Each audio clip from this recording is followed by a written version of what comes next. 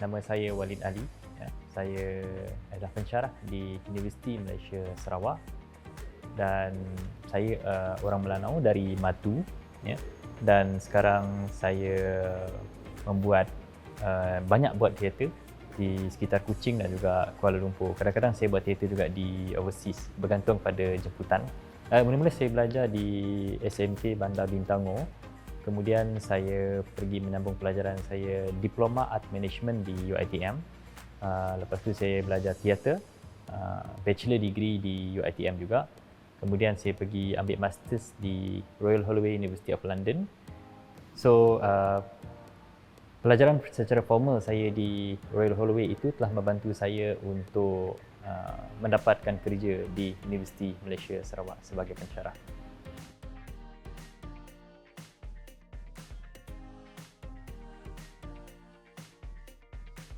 Pembelajaran sepanjang hayat. Pembelajaran sepanjang hayat ni kira macam satu peluang untuk kita aplikasikan ilmu ataupun kita gunakan apa-apa sahaja ilmu yang ada untuk kegunaan harian kita. Maksudnya ilmu-ilmu yang mungkin di luar daripada pembelajaran formal tapi kita gunakan untuk kita aplikasikan pada masyarakat, kita gunakan pada diri kita sendiri. Dan saya rasa semua orang perlu sentiasa ada pembelajaran sepanjang hayat sebab saya percaya semua orang kena sentiasa terus belajar.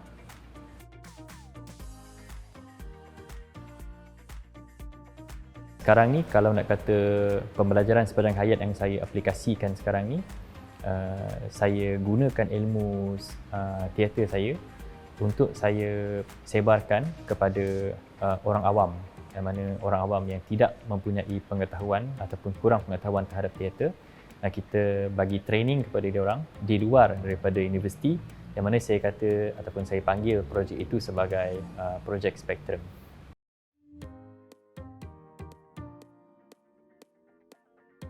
Buat projek Spektrum, apa yang saya dapat, impact dia memang saya rasa besar, sangat-sangat besar.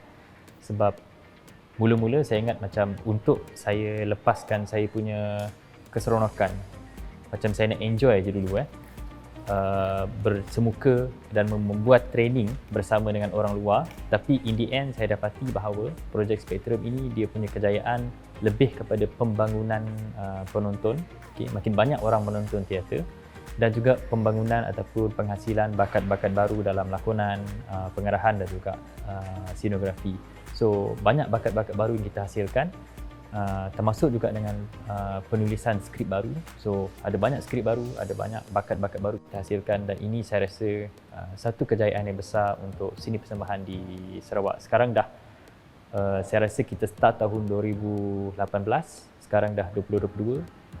Setiap tahun kita akan ada satu show sekurang-kurangnya. Ada tahun yang kita buat 2 show dan feedback dia memang sangat-sangat positif.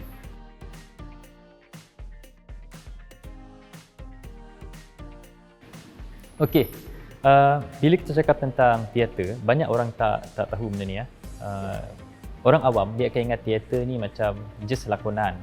In the end akan jadi pelakon TV, akan jadi pelakon filem dan sebagainya. Tapi sebenarnya ruang lingkup ilmu teater itu sangat-sangat besar, sangat-sangat luas. Ya, teater ada juga berkaitan dengan ilmu pertukangan, ada juga berkaitan dengan ilmu design, ada juga berkaitan dengan ilmu teknikal, macam contoh electricity, ada juga berkaitan dengan penulisan. Sebab teater ni dia macam recreation ataupun penghasilan semula dunia betul. Jadi macam kita macam menghasilkan semula dunia betul untuk tontonan umum. So dia ada satu benda yang saya rasa macam seronok untuk kita angkat sebenarnya. Dan saya rasa disiplin juga benda yang saya belajar daripada teater. Ini sangat-sangat penting. Mana-mana pelajar teater, dia akan ada satu disiplin. Sebab kalau you tak ada disiplin, macam mana you nak hasilkan teater kan? Selain daripada itu, kalau macam kita minat ilmu pertukangan, ilmu design dan sebagainya, kita juga boleh belajar benda-benda itu dalam teater sebenarnya. Dan benda ini, walaupun apa yang kita hasilkan itu macam bukanlah benda betul, tapi sekurang-kurangnya kita ada ilmu macam mana untuk bertukang dengan betul. Ya.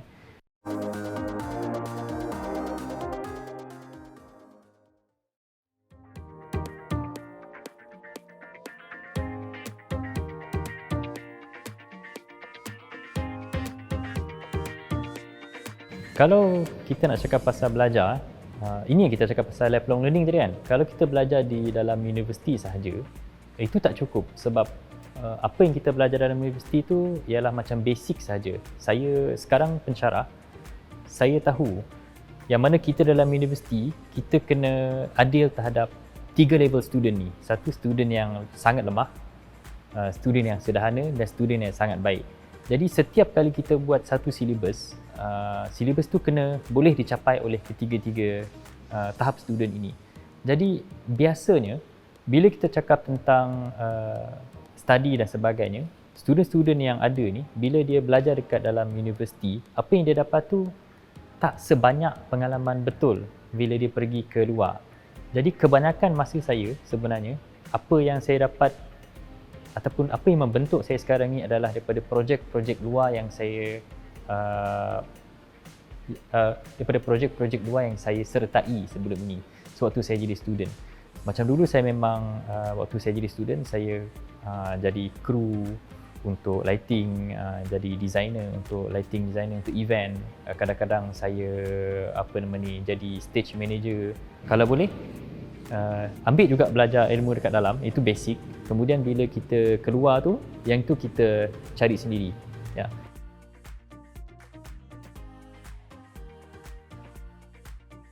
Okay, so untuk teater, untuk proses untuk membuat teater, kita bermula dengan skrip dulu. So script writing tu kita akan duduk semeja and then bincang macam mana skrip itu akan berjalan. Okay, apa jalan cerita yang kita nak bawa. Bila semua dah setuju dengan jalan cerita, baru kita tulis skrip. Okay. Proses penulisan skrip itu memakan masa lebih kurang dalam sebulan, 2 bulan macam tu. Ya. Lepas skrip tu solid dan boleh sedia untuk dipentaskan, baru kita cari cast ataupun pelakon yang sesuai untuk bawa watak-watak yang kita bawa, yang kita nak angkat dalam skrip kita tu. Okay.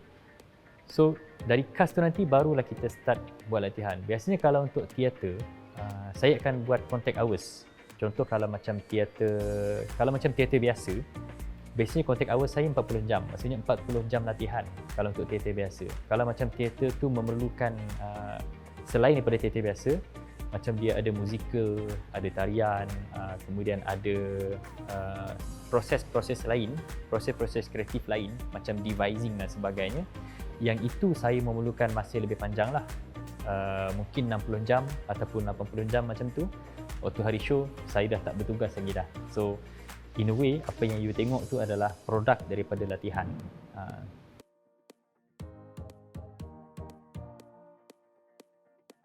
Saya pernah ada satu masa waktu saya dekat UK dulu, saya ada 1 bulan saya tak ada duit langsung 1 bulan sebab penaja dia lambat masukkan duit untuk saya hiduplah dekat sana kan. So saya terpaksa gunakan ilmu teater saya, ya, bercakap deal dengan orang tu supaya saya dapat tangguh pembayaran tu kepada bulan depan. So in a way teater tu membantu saya lah membantu saya untuk bercakap dengan orang penyewa supaya saya dapat tangguhkan pembayaran tu. Dan kalau nak kata kesukaran sepanjang saya buat teater tu, saya rasa ada masa kadang-kadang teater saya cast dia bertukar sebab masalah komitmen dan kita terpaksa start daripada awal balik. Saya rasa benda tu agak memenatkan, tapi kita nak tunjuk sesuatu yang baik kepada penonton dan kita kena teruskan juga. Kita kena sentiasa terus membuat dan kita kena hasilkan sentiasa yang terbaik kepada penonton.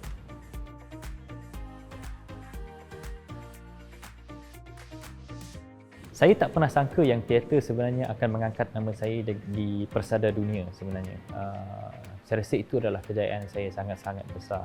Bila saya boleh perform dijemput untuk perform di Jepun, dijemput untuk perform di Spanyol, dijemput untuk perform di Cardiff. Dan paling besar saya rasa saya pernah menyertai Edinburgh Fringe Festival, festival teater paling besar di dunia. Saya rasa itu adalah pencapaian saya paling hebat untuk saya share kepada penonton. Projek Spektrum saya anggap sebagai kejayaan saya paling antara kejayaan saya yang saya boleh banggakan lah. Projek Spectrum adalah kejayaan yang saya boleh banggakan sebenarnya sebab dia bermula dengan hanya 2-3 orang yang berminat untuk buat teater, and then slowly penonton teater di Kuching bertambah banyak, dan slowly penggiat-penggiat teater yang muda-muda ni bertambah banyak, ya. Dan kita kalau boleh, kita nak lebih banyak discussion, kita nak lebih banyak performance dihasilkan oleh banyak pihak berkaitan dengan teater. Dan saya percaya kalau nak kata pasal teater, orang kata teater ni tak boleh cari duit. Saya rasa benda tu tipu lah kan, sebab kalau nak kata duit, apa sahaja cara untuk kita survive, kita akan boleh survive sebenarnya.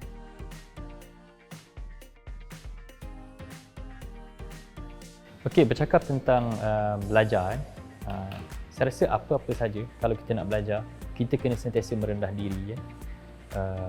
Dengar kata guru, and then kita sentiasa, kalau macam ada benda yang kita rasa nak bincang secara baik dalam konteks ilmu, kan. Kalau kita rasa macam benda itu benda yang best untuk kita hasilkan, just buat saja. Saya rasa apa saja kita nak buat dalam hidup, kita kena just buat dulu.